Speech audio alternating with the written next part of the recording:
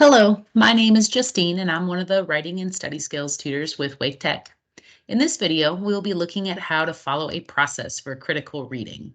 Now, often when we are presented with a reading assignment, we might sit down to try to read it, but without following much of a system.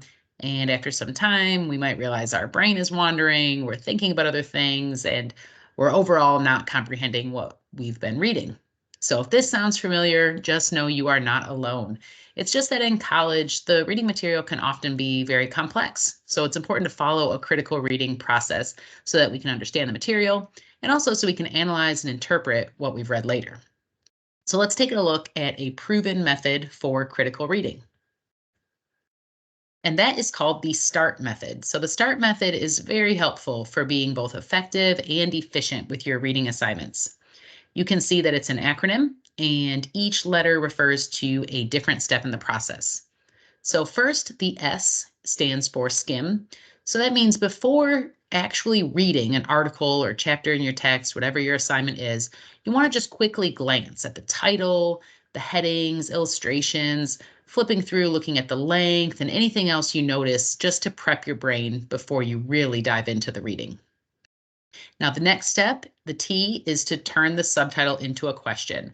So your assignment is often broken into smaller sections, and each one is given a different heading or subtitle. And so let's say if the subtitle in the chapter was periods of the human lifespan, we might ask ourselves, what are the periods of the human lifespan? Now, we don't know yet because we haven't read, but by asking the question, we're preparing our brains with a goal or purpose on what we should know by the time we complete the reading.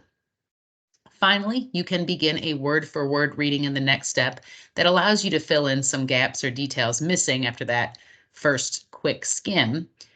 And during this close reading, you can see that A stands for annotate. So you are annotating the text or taking notes in the margins so that you can combine all of your critical reading skills. So you might be taking notes right on the text itself or in a separate notebook or on your device, however you like to keep track of your notes. But you want to be engaged. So not just, aimlessly highlighting. It can still be easy for your brain to wander that way, but get a pen or pencil and write down, any questions you have, concepts that are unfamiliar, and you can return to those after you read the text.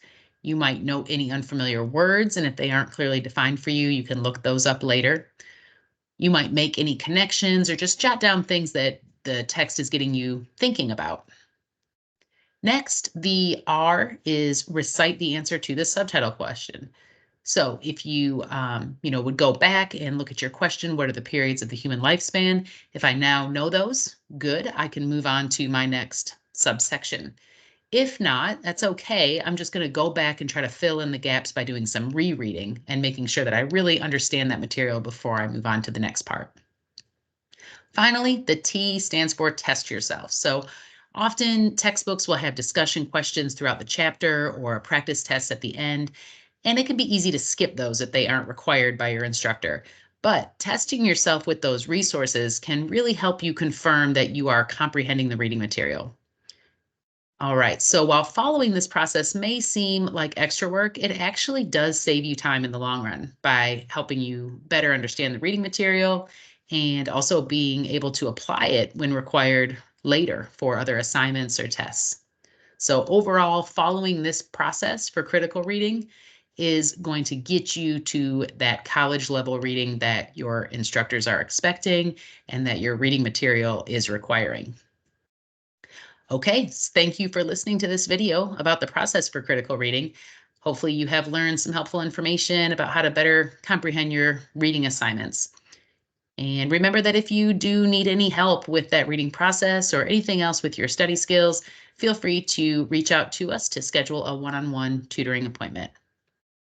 All right, thank you again and good luck.